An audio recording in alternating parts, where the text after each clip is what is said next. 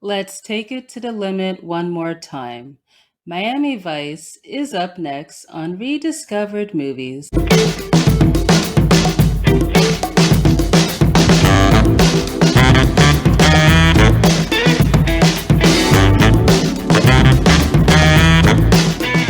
Hello, welcome to episode of Rediscovered Movies. I'm your host, Nomfanelo. So the film that I'll be discussing today is Miami Vice. Miami Vice is a 2006 action crime film that is a reimagining of the 1980s TV series, which was executive produced by Michael Mann. So this film was written, directed, and co-produced by Michael Mann, who's known for directing films such as Collateral and Heat. The film stars Colin Farrell, Jamie Foxx, and Gong Li. So here is the synopsis. A case involving drug lords and murder in South Florida takes a personal turn for undercover detectives Sonny Crockett and Ricardo Tubbs. Unorthodox Crockett gets involved romantically with Chinese Cuban wife of a trafficker of arms and drugs, while Tubbs deals with an assault on those he loves. So the film was released in theaters on July 28, 2006. For the box office, it made over 164.9 million worldwide with the budget of 135 million. It opened at number one domestically with over 36 million. It beated films including Pirates of the Caribbean Dead Man's Chest, which features co-star Naomi Harris, John Tucker Must Die, and Monster House.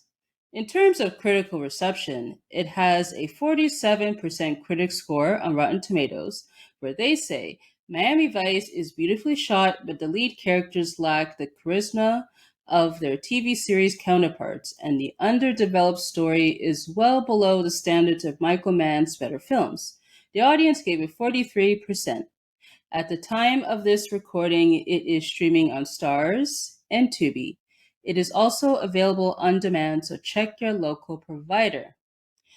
Let's get into First Discovery. So, at the time when this movie was coming out, I saw promos for this movie, which got me excited to see the movie in theaters because at this point I saw Collateral, which I find it's a great film. Check it out if you haven't seen it. So I saw this movie opening weekend in theaters, and I don't remember my initial thoughts at the time because it's been so long ago. Like I was in high school when this movie came out, but I just recall that it was very intense and quite dark with its filmmaking choices. And after rewatching the movie recently for this podcast, I really enjoyed this movie as an action crime thriller because I felt on the edge of my seat throughout this movie, like wasn't sure what to expect because I think also too the choice of the camera work and all that stuff really helped enhance that experience. And I have not seen the original series. I think I saw one episode. So I don't have that attachment to the series. So for me, maybe that's why I enjoyed this movie more as opposed to some people who are fans of the series when they watch this movie with their thoughts. So but from what I could tell, just based on how the original series was shot, it was clearly with this movie going for a different direction. Like they really wanted to detach it from the original series in regards to visual style, like with being very dark and grim as opposed to being lighthearted with the original series. And a while back, I saw this video on YouTube by Patrick Willems called Tenet and the Celebration of Vibes Movies. And I rewatched that video while I was working on this episode of the podcast. And so he mentioned in this video that with Miami Vice, because it was heavily mentioned in this movie, but it focuses more on Tenet. So essentially, he calls vibes, acronym for valiant individuals besting engagement stylishly. So it's usually in the action genre, characters, they have a goal or a mission to accomplish. And sometimes as an audience, you're not sure what's quite happening, but it doesn't matter because you are swept away with the glamour, with the locations, the spectacle, and loneliness.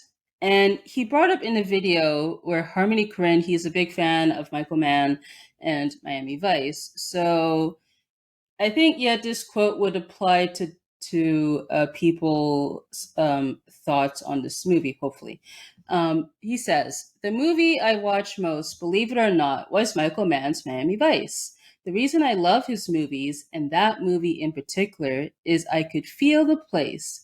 When I watch that film, I don't even pay attention to what they're saying or the storyline. I love the colors. I love the texture, which is interesting. So I wasn't lost myself while watching this movie, but there are some points like I didn't quite get when it came to the police jargon. But at the end of the day, as long as I get the gist of the movie in terms of the goals from beginning to end, you should be completely fine. Or as in this video, like Patrick Williams, he shows a quote, the famous quote from the movie Tenet, where the character's like, "Oh, just feel it." So probably for while watching this movie, feel it as opposed to overthink it. Let's get into the highlights. So Michael Mann's direction. So as I mentioned, he was involved in the original series as executive producer. So here he is trying to go for a different take on the series. And I say for me, it worked for the most part because I think with the directing style, the choice of camera work and all that stuff, it has its pros and cons. I'll get to the cons in the low light section. So with the pros, essentially, I liked how it's similar to his more later works, such as Collateral, Public Enemies, in terms of using shaky cam, having a documentary style of filmmaking, and then you also have on top the low light conditions, especially during the night scenes. There's some tiny bit of grainy footage, and yeah, like I even though like it's different from action movies during that time, at least it tries to do something different. Now, do people like it? That is debatable. And of course, Michael Mann is known for having realism with the action scenes because for instance, you could tell like with the action scenes in this movie, like for example, when the police they are raiding the trailer park to rescue Trudy, there's not a lot of editing, I suppose, with that movie, and they probably, I believe, with this movie they used a lot of real animation and probably just recorded sounds from those guns as opposed to doing it in post. And also too, this movie, as you would see in his previous movies, it focuses on essentially law enforcement versus the criminals. And here, like with this movie, does a good job with that, and particularly with the romance between Sunny and Isabella, because they are both from different sides, and obviously that does not work out at the end. Another highlight for this movie is that the deaths in this movie, tongue to deaths, are brutal because you actually see the kills and they're quite bloody. It's not gory, but you really feel it when you see those moments. So, for example, when the undercover agents are trying to escape from the bad guys during the first act, you see like from multiple camera angles, they get shot brutally to actually show that they're dead. So, and that was an interesting choice, and also to add with the slow motion to really show the effects of the bullets in that scene. The casting in this movie is solid. So Colin Farrell and Jamie Foxx for me worked as Sonny and Ricardo because I felt they had good chemistry throughout this movie, and the characters they really have each other's backs when there's some people, particularly with the FBI agent Fujima, might have doubts, but at least I like how the characters have each other's backs, and essentially both they play too cool for school and they know their stuff during their cover and interactions with their colleagues and Fujima. The supporting cast is solid as well too. I'll just highlight a few. Naomi Harris as Trudy. I felt she did a great job with this movie, even though she's not have featured a lot in this movie. I think this was the first movie I saw of hers because I think with Pirates I didn't see it till a few years later after initially seeing this movie, and I liked the scene like when she gets kidnapped. You really feel the intensity when she is blindfolded, and yeah, that was just awesome. Also, to Elizabeth Rodriguez as Gina Calabresi, because she's very unrecognizable with the blonde hair, and I love how the character she's essentially tough as nails. Most notably, like when there's a stare down between her and the Aryan Brotherhood in the trailer park when she's pointing the machine gun towards them and she recites that whole speech. Brilliant. And also too, John Ortiz as Jose Hierro, because the character is quite slimy, has a slimy middleman, and has a trust issue, particularly with Sonny, as noted during their first interactions with Sonny and Ricardo. And I just wondered, like, with this role, did that influence his casting as Braga in Fast and Furious 4? Maybe? I don't know. But then also, too, I noticed that he worked with Mann a lot after this movie, particularly in Public Enemies and Black Hat. Interesting. And this movie features this quote, "Time is luck," which is very interesting. I have a trivia fun fact on that. I'll explain in that section. So in this movie, Isabella, she tells Sonny this twice. The first time is when they're hanging out in Havana. She tells him, "Yeah, time is luck." And then the second time is during the final scene before she departs. She tells him, "Time is luck," because clearly when they hook up, the romance is forbidden for obvious reasons, and it's quite funny that they admit that it's a bad idea, but still continue regardless until stuff happens in this movie. The opening sequence at the nightclub is fun because it's an interesting choice where after showing the Universal logo with no instrumental music, it does like a smash cut to the girl dancing at the nightclub. Interesting choice. And then we see Sonny, Ricardo, and Trudy. They're doing their surveillance during an undercover operation. And I love how there's a bunch of needle drops. So immediately, the first song that starts the movie is "Numb Encore" by Jay-Z and Linkin Park. And with that song was heavily featured in the marketing for this movie. And also, too, you have a Sooner Man remix by Nina Simone. That's a catchy tune. And that song is quite popular during like the 2000s in some movies, particularly if you guys seen the movie Cellular, that was heavily featured in that movie. I enjoyed the scene when Alonzo meets Sonny and Ricardo because we see clearly Alonzo is on the run from something, and then it cuts to it looks like the bad guys dismembering someone, but it shows like the aftermath of that. And it's quite heartbreaking when Alonzo finds out that Leonetta, his wife, got killed, even though I guess the people he was involved with assured him that that was not going to happen if he complied. So that was tough. And then the fact he decided to just commit suicide by jumping in front of the truck, brutal. And I enjoyed the moment during the first meeting with Jose, Sonny, and Ricardo that Sonny, he pulls out the grenade during a meeting when it gets tough there. That was quite enjoyable, but luckily it didn't get too escalated when Isabella intervenes.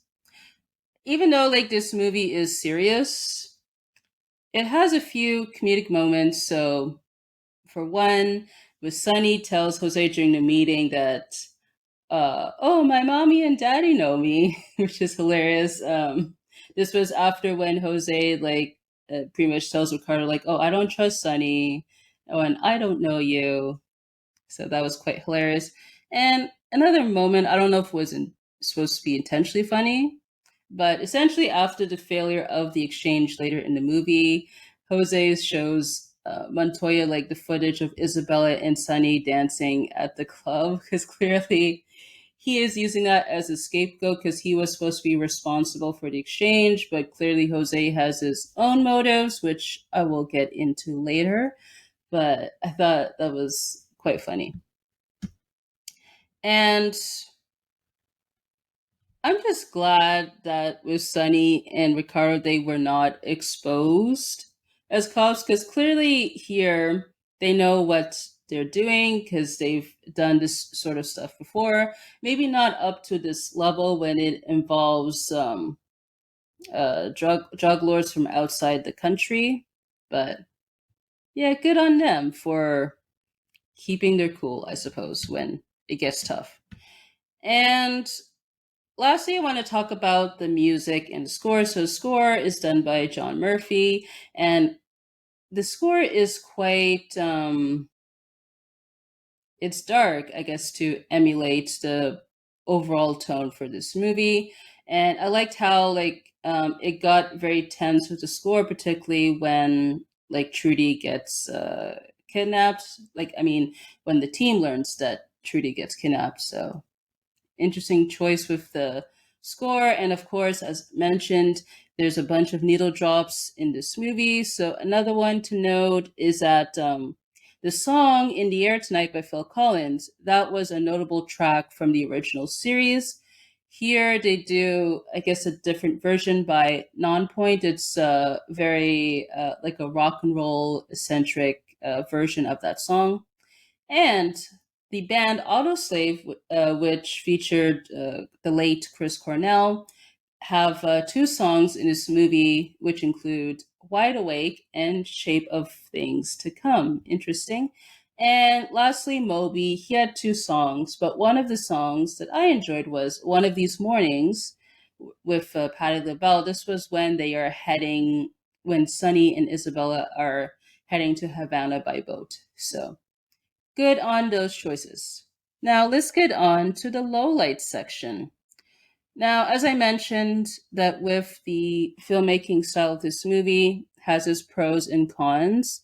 So the cons I'll talk about is a notable choice during the scene when Sonny and Ricardo meet Alonzo. So after when Ricardo tells Alonzo what happened with Leonetta, the camera pans to the left and then shows like a POV shot of paper billowing from the barrier. So I'm like, why is this going that way?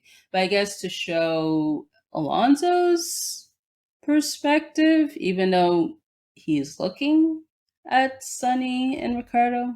I don't know. And then it cuts to Alonzo like lunging towards the moving truck, and then it shows, and then the camera's is still pointed towards like the truck moving, and then we see like the blood on the road, and then abrupt cut to Sonny and Ricardo in the car heading to Alonso's house. So yeah, I don't know if I would go with that choice as a filmmaker myself, but it's interesting. I'll leave it at that. So after when the team rescues Trudy from the trailer park, there's a setup where Jose sets up the bomb by calling the cell phone. And then the explosion happens, and I would say, thank God Trudy she left. She went outside because Ricardo told her to stay inside when they tried to clear the area. But then when the explosion happened, it looked wonky because I don't know if it's because they used CGI or if it was because the choice of the camera work and the filmmaking style that made it look that way, but it looked off if it was done practical. And I saw, like, I typically try to avoid looking at reviews while doing podcast episodes, but I saw, like, for some they note that Sonny and Ricardo's relationship was not a huge aspect of this movie, and I'd probably have to agree with that because, again, I have not seen the original series, but I imagine they focus on that relationship a lot since it's a buddy cop show. And here, it's not the typical buddy cop movie. And I felt, yeah, they could have focused on that more because here they're shown more as co workers as opposed to friends, even though we could kind of tell, yeah, that they get along and all that stuff. Because here with the movie, they focus more on the romantic relationships with their respective partners. Well, Ricardo with Trudy, even though not that much, and Sonny with Isabella, which was the main focus. So I think here's how I'll put it: if this movie had no attachments to Miami Vice, it was just like if it was like a completely different movie, I'd probably not cared about this a lot. But since it has the attachment to the show, I could see people's issues with that point of the movie. And there are some questions I have for this movie. Who was the source of the leak? Because Ricardo tells Fujima to send different messages because Fujima, he leads a task force that has different agencies, excluding the Miami PD. And then it's revealed that the FBI is the source for one of the messages that Ricardo sends. And then afterwards, Fujima disappears from the rest of the movie because I watched the theatrical cut. So I'm just wondering, with the director's cut, does it answer some of these questions? I don't know. So I just felt like when that was revealed, it just disappeared along with Fujima from the rest of the movie. So I guess it doesn't matter, but I would have loved to know. And I wondered with Jose, like, what was his end game? Because clearly, from minute one, he did not trust Sonny and Ricardo, particularly with Sonny. And I'm just wondering, why does he try to take over the exchange of the goods last minute, and then he gets the Aryan Brotherhood to kidnap Trudy? So I'm just wondering, what's the point in all of this? Is it to prove to Montoya that, yeah, like, these guys can't be trusted, so I eliminated them? I don't know, because it feels more than trust issues, and he does not suspect them as cops. I'm just wondering, what was his goal? I don't know. And I wondered with Jose, sticking to him, does he have a thing for Isabella? Because when he sees Isabella and Sonny together at his nightclub, getting too close. We see he gets teary-eyed with the close-up shot. So does he have a thing to her, or was he disappointed that Isabella is essentially choosing Sunny over Montoya? I don't know. And I felt that going with Isabel and Sunny, they could have done a better job hiding that relationship, because it's been pointed out throughout the movie that there are eyes everywhere. But they disregard that when they are together. So, and shame on Sunny, because as an undercover cop, you should have known better. And during the final shootout, Sunny, he pulls out his badge. Why? Because we see Isabella, she notices that, and then she immediately confronts the guy, which could have almost got both of them killed, but luckily Sunny got the upper hand on that. So Sunny could have just waited till after the shootout to reveal, oh, I'm a cop, but I thought it was hilarious. And I also wondered, the last point, what happened to Montoya like after the shootout? Because the last time we see him is when he is upset with Jose, and that's when Jose shows him the footage of Isabella and Sunny. So it's implied, because we see the final shot of the police raiding his place, which is empty. So is he on the run? Did something happen? I don't know. Does the director's cut explain all this? I don't know. I have not seen a director's cut at the time of this recording, but if you have, please let me know if it answers these questions I have.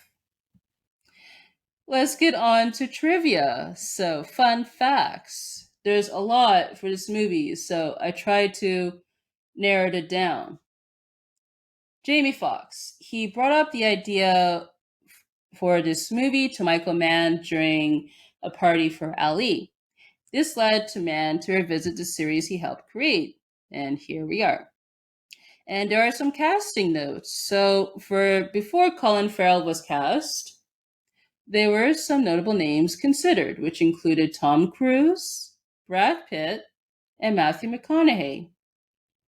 And also too for Tubbs, actors considered were Will Smith, Denzel Washington, and Samuel L. Jackson. So I think the casting notes for both of those characters are interesting. So also too, when the film version was being developed by Michael Mann, so Don Johnson, who played Sonny in the original series, he was asked who'd he like to see portray his character, and he suggested Colin Farrell. So maybe that suggestion led Michael Mann to cast Colin Farrell. Who knows? So Michael Mann, he had his actors train with real-life undercover law enforcement officers. Both Jamie and Colin observed the operations from a safe distance. Farrell was told he learned so much he was welcome to participate in the real sting operation. During the operation, which was apparently caught in video excerpts, which are shown in the DVD extra, guns were drawn and the officer's identity is questioned. Farrell reports being scared of his life. He spontaneously ripped open his shirt to demonstrate he wasn't wearing a wire, an act the agent in charge later commended for being realistic, quick-witted improvisation. After suffering anxiety and insomnia that night, Farrell contacted the agent in charge and was told that the sting operation was staged and he was never in any danger. He was to be told the next morning during a debrief. Wow, because that would have been tough if it was actually real, but wow. Now, this movie has been noted for having a lot of issues during the production. So, here is what I could gather. So, several crew members, they criticized Michael Mann with his decisions during production, including the script changes, filming in unsafe weather conditions and locations that, quote, even the police avoid drafting gang members to work as security. Wow. And between when he was cast and started production, Jamie Foxx, he won the Oscar for Ray, says greatly increasing his ego and demands. He was being paid less than Colin Farrell and demanded a raise. Farrell's salary was cut. Fox refused to fly commercially, forcing Universal to provide a private jet. He wouldn't participate in scenes on boats or planes. After gunshots were fired on set in the Dominican Republic on October 24, 2005, Fox packed up, left the country, and refused to work outside of the US. This forced Michael Mann to change the original ending, which was to be filmed in Uruguay. Interesting. And I tried to research what was the original ending, and essentially nobody knows, so only Michael Mann knows, so I don't know. Now, Isabella, as I mentioned, she tells Sonny twice this line, time is luck. So apparently that was used previously in Heat when Neil was trying to convince Edie to leave with him. And then also too was mentioned in Manhunter when Molly says it to Will Graham. And later, in an interview with Total Film, Colin Farrell, he admitted, quote, I didn't like it so much. I thought it was style over substance, and I accepted a good bit of the responsibility. It was never going to be Lethal Weapon, but I think we missed an opportunity to have a friendship that also had some elements of fun. And lastly, during a 2016 interview with New York Magazine, Michael Mann described his disappointment with the film, saying, quote, I don't know how I feel about it. I know the ambition behind it, but it didn't fulfill that ambition for me because we couldn't shoot the real ending. So I will just say this with the ending. I think the ending is fine, just given the circumstances. Again, if we had known what the original ending is, my opinion might change, but for now, I'm fine with the ending the way it is. Now, lastly, I usually ask this question, should this movie be rediscovered? And I say absolutely yes, because I enjoyed it, because it tries to go for a different look, clearly from the original source material, but also as an action movie, it tries to be different, which, in my opinion, was ahead of its time. And I say if you like Michael Mann's movies, you'll like this movie. That pretty much concludes this episode of the podcast. So you can find me on Instagram, Twitter, YouTube, and Linktree at Nomfanelo. You can find the podcast on Instagram, Twitter, YouTube, and Linktree at RD Movies Pod. On Spotify, you can answer the question, the poll, and rate the podcast. On Apple Podcasts, you can leave a review and rate the podcast. You can submit questions, comments, suggestions by email, which is rediscoveredmovies@gmail.com, or you could send a voice message on Spotify for podcasters /RD Movies Pod to be featured on the after show, which will air after the season finale. So all the links to the stuff will be available in the description. And I want to say thank you guys so much for tuning in to this episode of the podcast, and I'll catch you on the next one.